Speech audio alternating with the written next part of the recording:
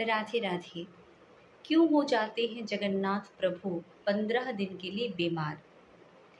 आप सभी जानते हैं कि हमारे यहाँ एक ग्रंथ है जिसमें भक्तों का चरित्र गाया गया है, जिस ग्रंथ का नाम है भक्तमाल। भक्तमाल में भगवान के एक प्यारे लाडले भक्त हैं श्री माधव दास जी। उनका बड़ा सुंदर चरित्र वर्णन किया गया है। वैसे तो माधव दास जी का जन्म कन्नौज में हुआ था, ब्राह्मण थे, भगवान के परम भक्त थे। इनका विवाह भी हुआ था और विवाह के बाद इनके एक संतान भी थी और संतान का जन्म होते ही तुरंत इनकी पत्नी की मृत्यु हो गई। उसके बाद श्री माधव दास जी भगवान की भक्ति में लग गए, ये जान करके कि भगवान ही हर जीव का पालन पोषण करते हैं।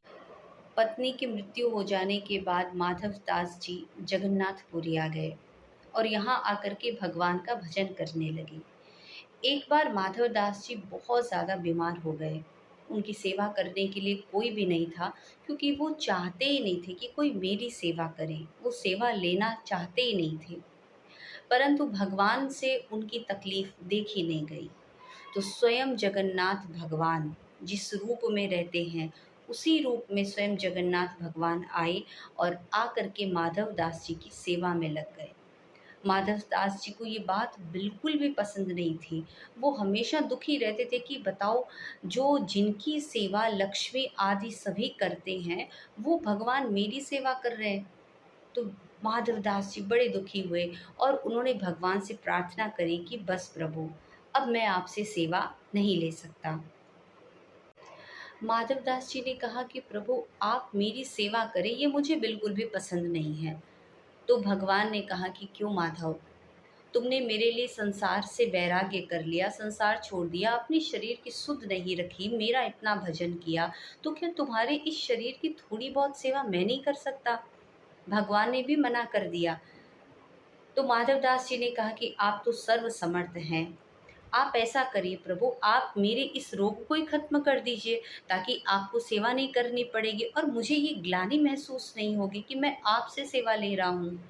भगवान ने कहा कि नहीं माधव, काया से जो भी कर्म किया जाता है वो बिना भोगे छूटता नहीं है। तुम्हारे कुछ प्रारब्ध अभी भी शेष हैं, जो ये तो भोगने ही पड़ेंगे, इसीलिए मैं इन्हें काट नहीं सकता। ये जो कर्म है ये किसी न किसी को तो भोगने पड़ेंगे। तो एक काम हो सकता है माधव, तुम्हारे इन कर्मों का जो फल है ये मैं भोग लूं। तुम्हारा ये जो रोग अब सिर्फ 15 दिन का शेष रह गया है। अब ये 15 दिन का जो तुम्हारा रोग है, तुम्हारा कष्ट है, अब इसे मैं भोग लेता हूँ और तुम स्वस्थ हो जाओ। माधवदास जी तो चिंतन करने लगे कि भगवान ने ऐसा कैसे कहा, मेरी तकलीफ मेरा दर्द भगवान झेलेंगे। तब तक भगवान वहाँ से अंतर ध्यान होकर के चले गए और 15 दिन के लिए ठाकुर जी ने माधव दास जी का जो तकलीफ थी, जो बीमारी थी, जो उनका रोग था, वो भगवान ने अपने ऊपर ले लिया और माधव दास जी पूर्ण स्वस्थ हुए। तभी से ये परंपरा चली है कि हम लोग आज भी देखते हैं कि हर वर्ष में हमारे ठाकुर जी 15 दिन के लिए बीमार हो जाते हैं, क्योंकि भगवान भक्त वत्सल हैं।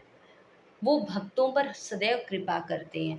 तो भगवान ने माधव दास जी का जो प्रारब्ध था उसे स्वयं भोगा और माधव दास जी को स्वस्थ करके स्वयं भगवान 15 दिन के लिए बीमार हो गए। जो आज भी हम लोग देखते हैं कि ठाकुर जी अस्वस्थ हो जाते हैं 15 दिन के लिए, ये कुछ और नहीं, ये सिर्फ अपने भक्तों पर कृपा बरसाने के लिए भगवान ने ये लीला करी थी। तभी कहते हैं कि ठाकुर जी भक्त वत्सल हैं। प्रबल प्रेम के पाले पड़कर प्रभु को नियम बदलते देखा, अपना मान टले टल जाए, भक्त का माल न टलते देखा। जय जगन्नाथ।